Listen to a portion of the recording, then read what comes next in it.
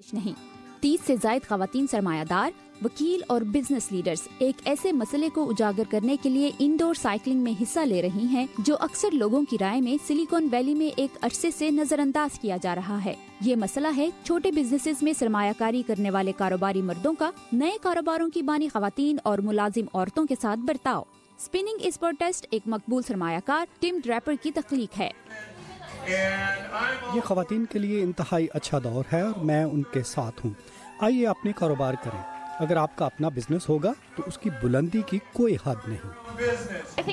خواتین کو با اختیار بنانے کے لیے مردوں کو ایک اہم کردار ادا کرنا ہوگا، کیونکہ حقیقت یہ ہے کہ آج ٹاپ لیول پر فیصلہ کرنے والے اکثر سیاستدان اور بزنس لیڈرز مرد ہی ہیں، لہٰذا انہیں اس تبدیلی کا حصہ بننا ہوگا۔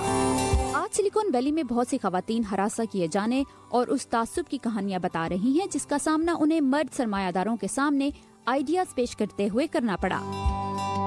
آپ اپنا آئیڈیا دیتے ہیں اور وہ کہتے ہیں کہ یہ بہت دلچسپ ہے، اس طرح لگتا ہے کہ وہ کوئی ڈیٹ سیٹ کر رہے ہیں۔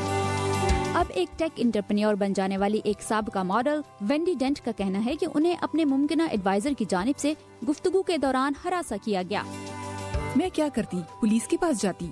اس کی بجائے ڈینٹ نے اسمارٹ واچز کے لیے سنیمرز نامی ایپ بنانے پر توجہ دی۔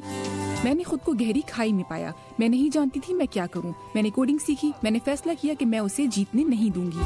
خواتین کے سامنے آنے، عوامی سطح پر بات کرنے اور اپنے تجربات کے سوشل میڈیا پر اظہار سے وینچر کیپٹلسٹ انڈسٹری پر اثر پڑ رہا ہے۔ اوبر کے سرمایہ کاروں کے دباؤ میں آ کر کمپنی کے سی ای او کو استعفیٰ دینا پڑا۔ یہ سوشل میڈیا پر روزمرہ کے تجربات کا اظہار عدالتوں پر ہی نہیں بلکہ دوسرے پلیٹ فارمز پر بہت اثر انداز ہوتا ہے۔